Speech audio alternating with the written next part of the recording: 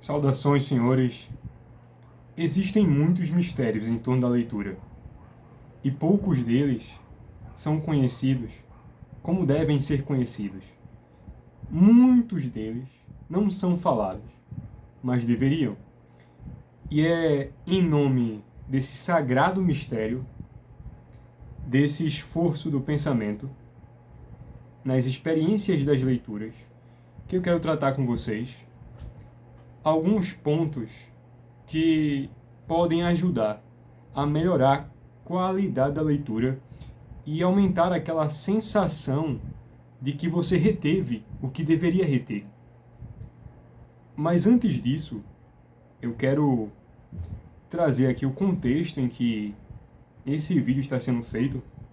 Tinha outro tema em memória e estava cogitando falar sobre ele, mas ao terminar um capítulo que durante muito tempo, algumas horas, eu me detive em poucas páginas, não pela complexidade intencional da obra, mas sim pela pedra bruta que estava colocada diante de mim para que eu trabalhasse esculpindo nela até que virasse uma pedra preciosa que eu pudesse usar como ornamento. Aquilo pudesse fazer parte de mim. Mas essa experiência me fez lembrar de algumas atitudes que, durante alguns anos, eu passei a ter, sem tomar notas disto, e que aumentou a escala, a precisão da retenção do conhecimento que eu estava adquirindo. E estou falando aqui dos romances da alta literatura, que são as obras que propiciam a educação verdadeira. E quando eu estava hoje fazendo a lista das minhas atividades diárias, algumas obras que eu tinha que ler, coisas que tinha para fazer, eu me dei conta de que algumas obras tomavam mais do meu tempo do que outras. Não porque, como eu tinha mencionado anteriormente, a complexidade exigia um tempo mais atento àquela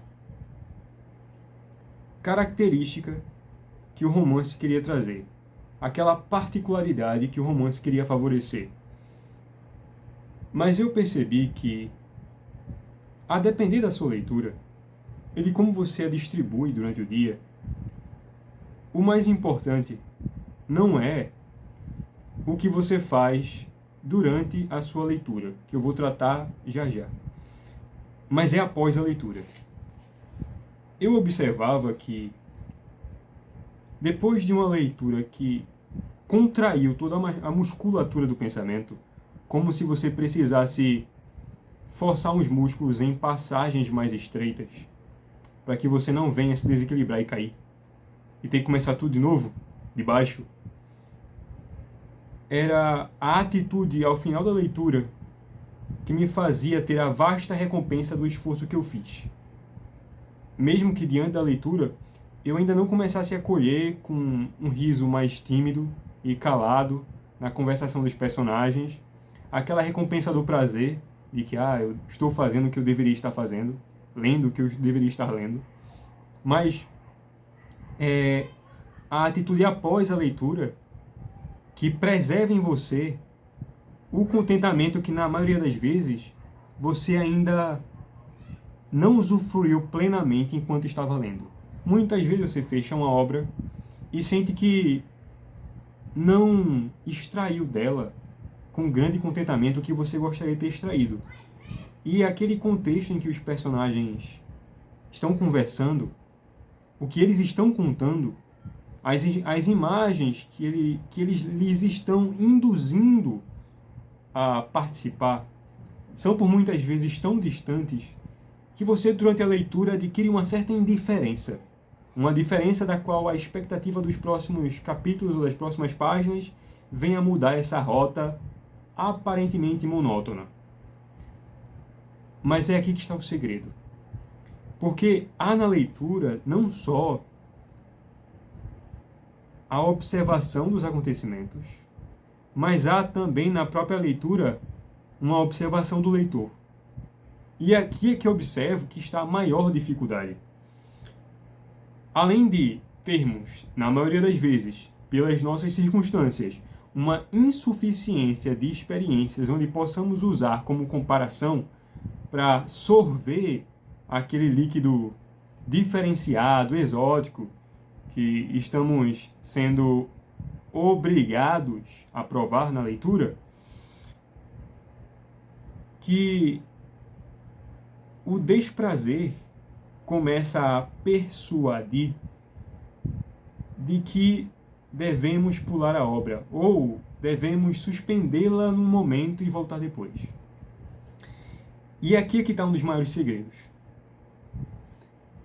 Temos os momentos iniciais da leitura, que muitas vezes são dificultosos, e eu percebi que, com o tempo, eu fui me forçando a estar desconfortável na leitura, a tal ponto que comecei a achar estranho quando eu não me sentia desconfortável, se eu não espremia daquela passagem o suco propício daquela fruta, os nutrientes completos.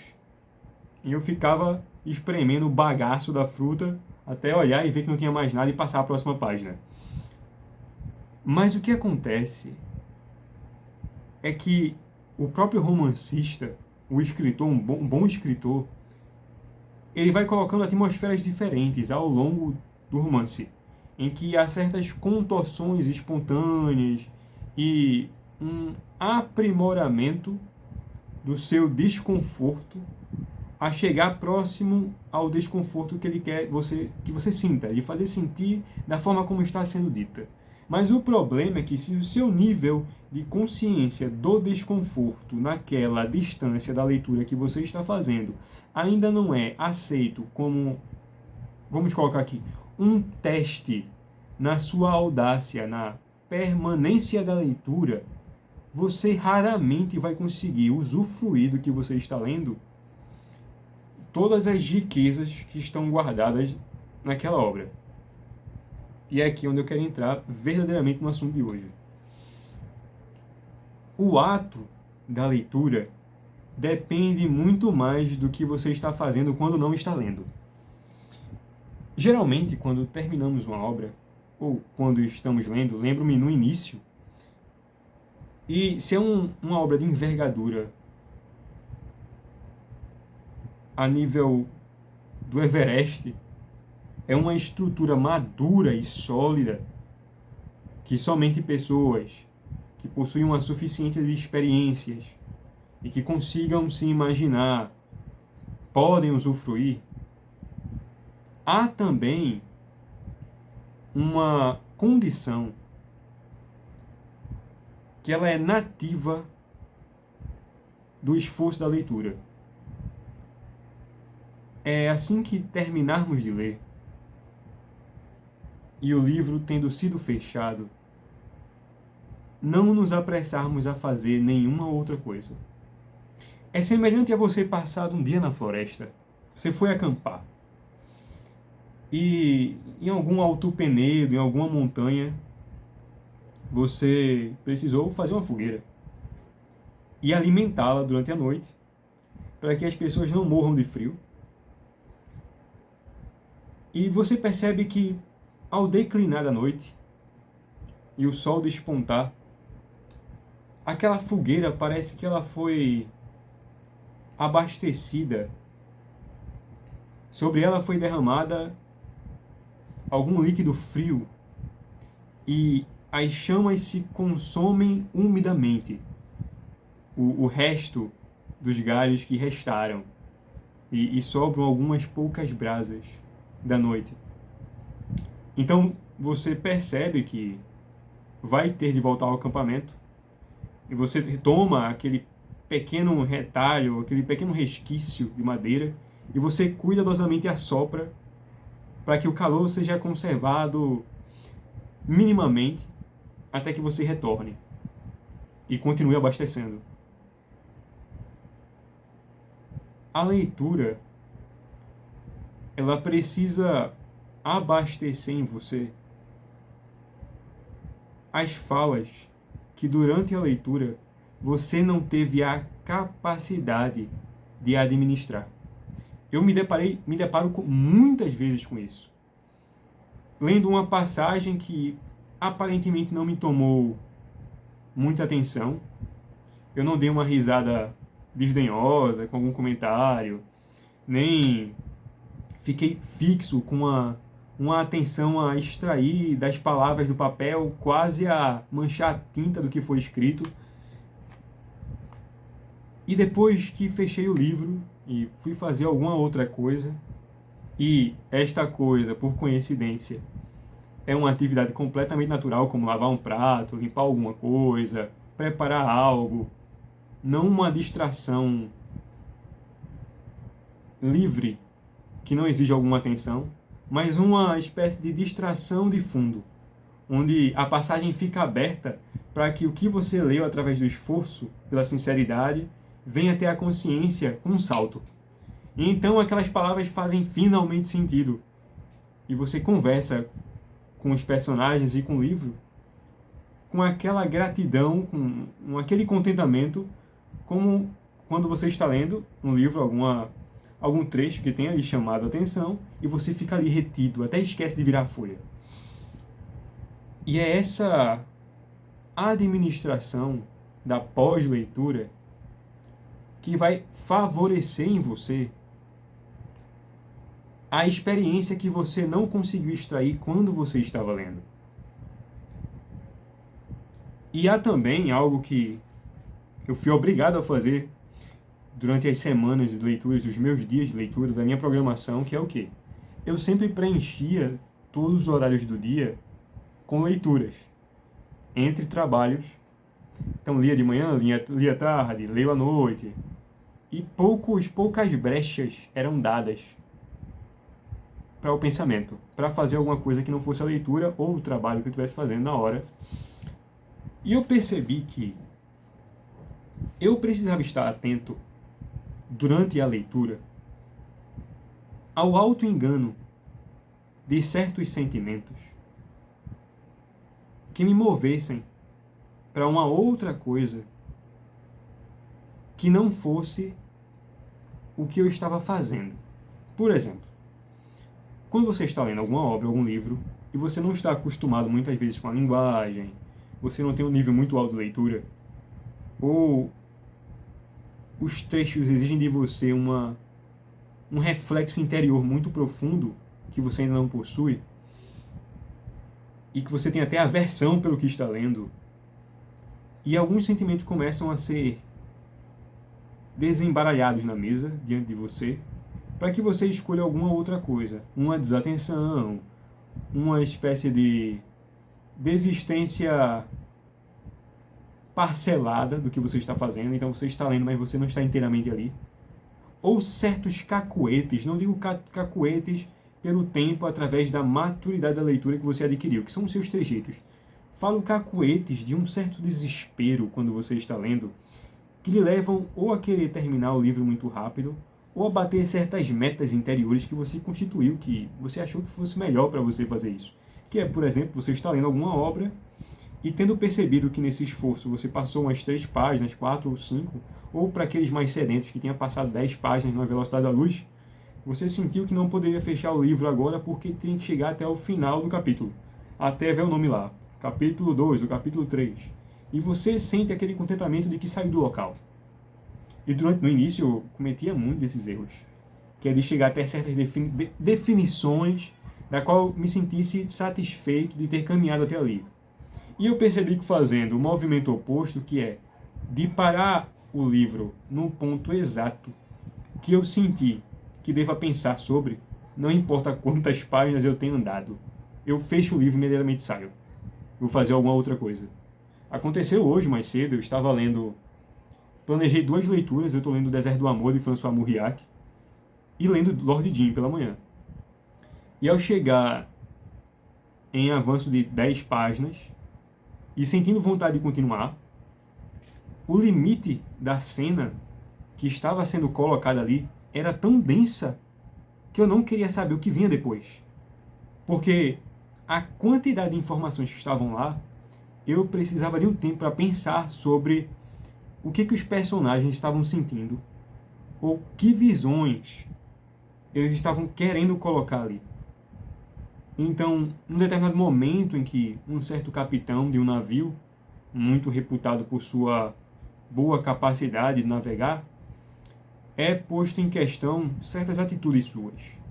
E ao chegar nesse ponto eu fiz, não posso avançar agora. Preciso pensar. Fechei o livro e fazer outra coisa. E fazendo outra coisa, tive a ideia desse vídeo que estou falando com vocês aqui agora. E é essa disposição em sair, assim como a resistência em ficar, que concede a coragem de estar em um terreno que não foi ainda aplanado por ninguém. Você é o trabalhador com a enxada, e é o seu dever deixar a grama um tapete, deixar o ambiente mais visível à consciência. Mas é que não é comentado muito isso, só é comentado apenas o hábito da leitura através de uma volúpia dos sentidos. Baudelaire, num poema dele, que se chama A Giganta, eu imagino que Baudelaire provavelmente estava com alguma mulher, que o corpo dela, de alguma forma, ele extraía doses muito altas de desejo, e a volúpia, o desejo exagerado, faz o prazer querer cometer certos exageros do desejo, vamos colocar assim, senão vai ficar redundante. A volúpia, o desejo insaciável, faz o prazer cometer exageros. E ele diz, olha, eu estaria muito bem se em algum rebento, alguma anomalia da natureza, nascesse uma giganta. E ele se abrigaria debaixo dela, como aos pés de uma rainha, semelhante a um gato voluptuoso. E ele diz que ela, quem sabe cansada do calor, fosse deitar em alguma grama no ambiente arejado, ele repousaria debaixo dos seus seios, como um vilarejo debaixo no sopé de uma montanha. Então, há certos exageros que o desejo faz parecer para você que ele é muito importante. E esses exageros estão como condição costurada dentro da nossa leitura. E esses cacuetes que fazem parte da nossa leitura, eles tomam tanto tempo que nos privam de observar a nós mesmos enquanto lemos. E essa observação, ela não é uma atenção completamente consciente. É um panorama de fundo silencioso. Como se você só estivesse visualizando para onde você está indo. Que sentimentos estão sendo evocados em você. É semelhante a um incenso em cima de uma aras. E que alguém, por algum outro motivo, talvez a impaciência, não deixa aquele bastão queimar até o final e logo apaga. Não deixa chegar ao substrato das cinzas. Você já logo quer desfazer isso aqui e joga fora. Cansei do cheiro. E é essa permissão a ser levado, a se deixar levar pelas próprias condições do que se está lendo, sem julgar qualquer coisa a respeito, ou querer concluir sobre o que está sendo dito, que priva muitas pessoas de usufruírem dos verdadeiros benefícios da literatura. Eu estava lendo mais cedo uma obra de Chesterton, que ele comenta a respeito da literatura no século contra os estruturalistas. E ele diz que a literatura, ela deve ser observada como a própria vida.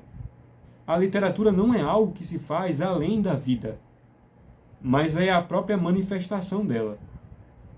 E Chesterton até comenta em favor dos romances policiais, romances como Simenon, como os que ele mesmo escrevia, faz referência a Henry James nos seus romances, e diz que os olhos treinados, isso sou eu falando, os olhos treinados para suportar a observação do comum pode extrair das coisas mais ridículas aquela riqueza que você pode conceber que só aparece em uma obra muito grande.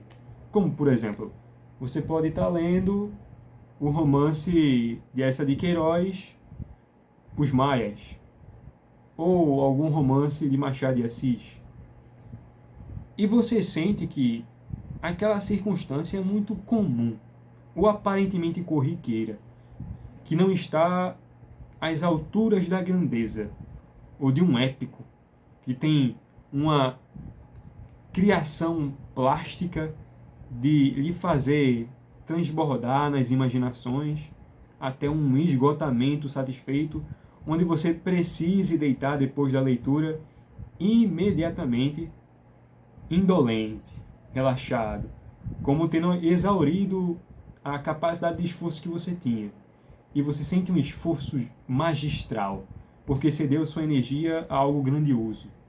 E diante de uma circunstância onde a narrativa somente desloca você do comum para o comum e faz os personagens se conflitarem entre si, no comum, você muitas vezes pode imaginar que a sua leitura não está sendo proveitosa.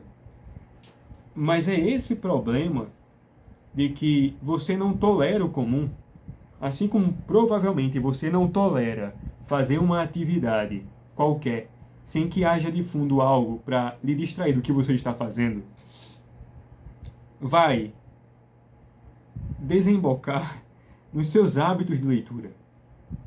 E a leitura é muito mais a leitura quando não se está lendo, que é quando o tempo entre você regar e o florescimento do que foi regado começa a mostrar os frutos. O broto sai da terra e respira a luz e você pode vê-lo. Este tal fui eu que plantei.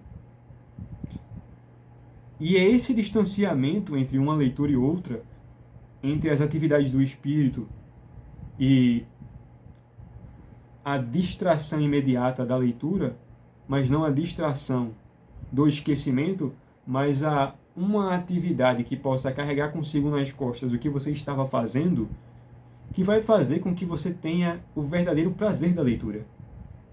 Que é quando você estiver fazendo uma coisa completamente diferente. Eu já falei isso em outros vídeos também, mas aqui, como veio algo mais pontual, é de que os atos da leitura se manifestam quando você reutiliza as palavras do que você leu para esclarecer a si mesmo de alguma coisa ou alguma circunstância da qual você estava pensando. Ela se mostra tal evidente. Você consegue alcançá-la, como se fosse um peixe muito rápido e você conseguisse segurar agora diante do... é do malete que se chama. Você conseguisse segurar a vara de pesca com mais resistência, sem ser puxado para a água e se afogar. E é essa sua capacidade entre resistir às passagens muito hostis ao seu costume e em conseguir perceber por dentro onde você deve parar, onde deve continuar, até que ponto você deve manter a atenção, onde você deve relaxar, são as mesmas exigências para qualquer atividade na natureza. Você precisa saber onde vai pôr o pé, porque a depender de como você andar, você cai num buraco, você cai da montanha, alguma fera espreitando você se aproveita e te confunde com uma presa. São essas pequenas observações sobre a leitura que não são muito difundidas. A leitura suscita não só a experiência do que se está lendo, como uma aquisição pessoal, uma experiência de vida, mas também como a própria observação de si mesmo. Entendeu? Então, por hoje, senhores, é isso que eu queria trazer.